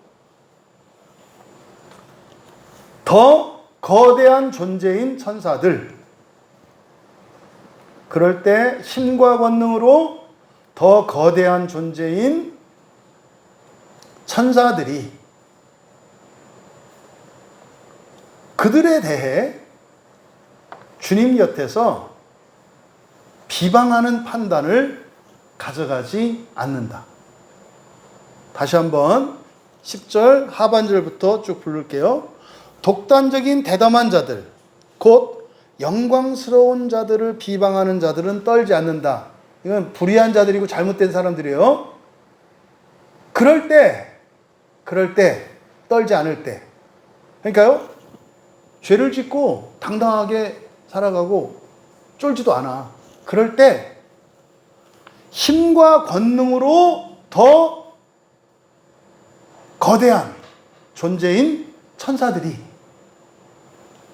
그들에 대해서 주님 곁에서 비방하는 판단을 가져가지 않는다. 하지 않는다 이 말이에요. 페로니까 주님께 이렇게 비방하지 않는다 이 말이에요. 그럼 여러분 한번 질문에 답해 보세요. 11절의 내용이 무슨 뜻인 것 같으세요? 이게 지금 해석을 못하고 있는 문장이에요. 10절에서 11절이. 그럼 11절이 어떤 내용인 것 같으냐고요. 천사들이 그들에 대해서 주님 곁에서 비방하는 이런 판단을 하지 않는데요. 주님께 말하지 않는데요. 가져가지 않는다고요. 이게 무슨 말인 것 같으냐고요. 저도 이 본문을 예전에 오해했었어요. 그래서 천사도 함부로 사람을 고발하지 못한다. 이런 의미로 했었거든요. 정반대 얘기예요. 심판당해서 멸망당할 자들에 대해서는 천사들도 뭐 하지 않는다고요? 아예 거론도 하지 않는다고요. 뭐하게 그러면 뭐하게 하는 거예요? 멸망하게 내버려둔다는 얘기예요. 11절이. 이해되세요? 그러니까요. 왜 욥기에서 이 사탄이 욥에 대해서 비방하는 말을 했는지 알겠는 거예요. 욥의 친구들에 대해서는 비방하는 말을 하지 않아요. 근데 욥에 대해서는 한다고. 그래서 환란이 누구한테 와요? 시험이 욥에게 왔잖아요. 욥은 의로운 사람이었어요? 불의한 사람이었어요? 그래서 시험과 환란이 누구한테 와요? 의로운 사람한테. 불의한 사람한테는 따뜻해. 근데 사실은 그 결과는 뭐예요? 멸망당하는 거라고. 멸망당하는 거라고. 이 얘기를 한 거예요. 이 얘기를 한 게 뭡니까? 롯과 노아가 그 시대에 살아갈 때 행복하고 만족스럽지 않았다고요. 시험이 많았고 굉장히 괴로웠다고요. 갈등했다고요. 근데 오히려 노아 시대에 살았던 다른 사람들 뭐 했다고요? 시험도 없고 행복하고 잘 살았다고요. 그래서 어떻게 해요? 깔보는 주권을 갖고 살았다고요. 노아를 깔보고 조롱했단 말이에요. 롯을 깔보고 조롱했단 말이에요. 어리석다고. 근데요, 그들은 걸어가는 더러움이었다 이 말이에요. 무슨 말입니까? 그 불이 필요하고 물이 필요한 자들이었다 이 말이에요. 근데 여러분, 바로 이 시험과 심판이라고 말씀드렸던 것은 여러분 시험을 받으실래요? 심판을 받으실래요? 둘 중에 하나만 한다면 시험을 받아서 지옥으로 떨어져야 되는 이런 심판에서 벗어나셔야 돼요. 시험을 통해서 내가 그런 자인가 아닌 자인가를 확인해야 된다 이 말이에요. 그래서 불에 타 죽고 물에 빠 죽는 이런 멸망에서 피해야 한다 이 말이에요. 그럼 여러분들의 삶 속에서 일어나는 크고 작은 환난과 불행한 일들이 그거는 심판이 아니라 뭐예요? 시험이라고요. 그래서 그 시험은 어떻게 해요? 나를 괴롭게 하는 거라고요. 근데 괴로우면 어떻게 해요? 하나님이 건지신다고요.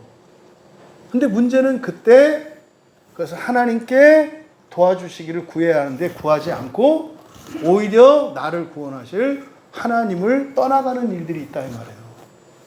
그럼 보세요. 거짓 선자들이 와서 이런저런 얘기를 한단 말이에요. 그렇게 살지 않아도 된다, 뭐 해야 된다. 그러면요, 그걸 지키는 게 편해요. 그 사람들 말 듣는 게 편해요. 그 사람들 말 듣는 게 편해요. 그거를 틀렸다고 얘기도 안 한단 말이에요. 기도하는데 잘못된 것 같지 않아. 잘하는 것 같아. 이런 뜻이에요. 그런데 그들의 그것은 어떤 것이다? 걸어가는 더러움이라는 거예요. 그들은요, 심판을 당하게 된다고 말하는 거예요. 여러분들이 어렵고 힘들고 두려운 상황 조금도 두려워하지 마세요. 롯이 알았던 것처럼 반드시 건지십니다. 반드시 건지십니다. 괴롭고 힘들어도 신앙을 버리지 마시고 여러분들이 그 구원의 목표를 버리지 마시라고요. 그런데요, 그것만 버리면 말입니다. 편해요. 사탄도 안 건드려요. 사탄도 안 건드린다고. 그래서 아무 리 없을 것 같이 살아갈 수 있는 것처럼 산다 이 말이에요.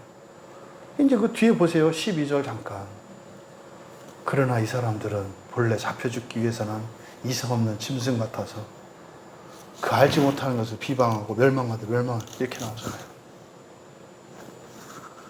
여러분들이 바른 신앙을 가지고 첫째 부활의 목표를 소망으로 품고 살아간다면 시험이 계속 있어요. 예수님이 다만 악에 빠지지 않게 하옵시며 시험을 오히려 더 거룩해지는 그런 은혜의 기회로 삼아야 합니다. 근데 거짓 교사들은 어떻게 돼요? 그것을 버리고 오히려 심판의 길, 멸망의 길로 인도한다는 거예요. 여러분들이 이 신앙의 원리를 잘 깨달아 알으시고 누누이 말씀드립니다만 제가 여러분들한테 가르쳐 드릴 수 있는 한마디만 해라. 오직 성경이에요. 오직 성경이에요. 그러니까 이 본문을 제가 어떻게 해석해냈을까요? 저도 전혀 다른 의미로 했었다고요. 저는 이제 이걸 갖다가 사람이 천사보다 위다. 이런 근거 구절로 제가 가지고 있었다 이 말이에요. 근데 이거는 그런 의미가 아니라 뭐예요? 내비쳐둔다 이 말이에요. 내비쳐준다. 뭐하도록? 멸망당하도록. 그래서 심판받고 정신 차리도록. 천사들도. 그러니까 이 천사들이 하는 이런 일들이라고 하는 것이 천사는 여러 종류가 있잖아요. 우리가 의지해야 되는 것은 천사가 아니고 누구예요? 성령이세요. 성령이세요. 천사는 그냥 일꾼일 뿐이에요. 그래서요, 기적이 일어나고 어떤 역사가 나. 그런 거는 절대로 우리가 따라갈 일이 아니에요. 그 이전에 뭐가 있어야 됩니까? 우리 안에 회개와 하나님의 은혜로 말미암는 어떤 본성의 변화의 일들이 일어나야 돼요. 그리고 나서 이런 천사들이 하는 일이 나타났을 때 그 표적으로서의 의미만 있는 거예요. 아무것도 아니라고. 근데 그런 능력 있는 천사들이 하는, 우리를 인도하는 자들이 아니에요, 그들은. 그래서 표적이나 이런 것은 따라가는 게 아니지. 내가 가고 있는 그 길이 맞는가, 그거를 확인하는 정도인 것 뿐이죠. 부디 노아의 사건과 롯의 사건을 통해서 베드로 사도께서 우리에게 교훈하려고 하는 바, 거짓 선생들, 거짓 교사들 말 듣지 마라. 이 세상을 살아가는데 편안하게 살 수 있고 성공하고 잘 살 수 있고 거짓말이다. 거짓말이다. 또 신앙을 가지고 살아갈 때 이 세상에서 그 모든 복과 이런 걸 누리는 거야. 같이 항상 뭐가 온다? 시험이 와서 고난이 있다. 그 오히려 여러분들이 겪고 있는 불편과 어려움들이 어떤 증거가 될 수 있는 겁니까? 내가 바른 길을 가고 있다는 증거라는 거예요. 만약에 여러분이 그 길 안 가면 천사들이 어떻게 한다? 건들지도 않는데요. 여러분 인생이 너무 잠잠하거든. 이것들이 나를 안 건드리네 하시고 오히려 여러분들을 스스로 돌아볼 수 있기를. 그래서 주님이 내어주신 그 영광스럽고 복된 첫째 부활의 길을 따라갈 수 있는, 또 여러분들이 잊지 마셔야 될 것은 여러분에게 딸린 식구들이 많다. 응? 그러니까 마귀는 여러분 하나만 넘어뜨리면 여러분 집안을 무너뜨릴 수 있어요. 어쩌면 여러분들의 집안 안에서 시중에 믿음의 조상들이 여러분 가문 안에 있었다면 그분들을 다 넘어뜨렸을지 몰라요. 그걸 다시 집어들고 가는 것이 우리 광야 교인들인 것을 믿으시고 이 믿음의 싸움에서 승리하시기를 주님의 이름으로 축원합니다. 우리 말씀을 생각하며 함께 기도합니다. 하나님, 심판이 아니라 시험을 치르느라 겪는 고난과 고통, 이것이 복된 것임을 믿습니다. 지옥의 심판을 이 세상의 괴로움으로 대신한다. 이게 이제 시험과 심판에 대한 이야기였던 거죠. 우리가 예수 그리스도 안에서 받을 심판 없습니다. 받을 벌도 없습니다. 하지만 존재론적인 이 불완전성 때문에 우리는 계속해서 시험을 치를 거예요. 근데 시험은 말입니다, 심판을 대신하는 겁니다. 그래서 시험 자체가 우리가 뭐 유쾌하고 이럴 수는 없겠습니다만 좋은 거예요. 좋은 거예요. 갑작스럽게 이런저런 돌발 상황이 일어나고 뜻하지 않은 어려움과 아픈 일이 생긴 거, 아프고 힘들고 극복해야 되는 일이면 틀림없습니다만 이게 악하다는 생각하지 마라. 좋은 거다. 좋은 거다. 하지만 이것으로 분명히 하나님께서 구원하실 것을 믿으며 살아가기를 바랍니다. 말씀을 생각하며 기도하시고, 우리 조국을 위해서 기도하실 때 전쟁이 일어나지 않는 평화를 하나님 이 땅에 주시옵소서. 절대로 이 나라는 이 세상이 끝날 때까지 전쟁터가 되지 않게 해주십시오. 기도해 주시고, 또 우리나라를 위해서 기도할 때 어쩌면 이런 혼란스러운 상황들을 통해서 이런 악들이, 더러운 것들이 들끓어오르게 해서 오히려 그것들이 일소될 수 있는 좋은 기회가 또 될 수도 있어요. 전화위복이 될 수도 있다 이 말이에요. 현재적으로 극심한 혼란을 겪고 있는 이 나라 상황, 너무나 안타까워요. 정말로 안타까워요. 이 나라의 진정한 평화가, 자유가 정착될 수 있도록 하나님 은혜를 내려주십시오.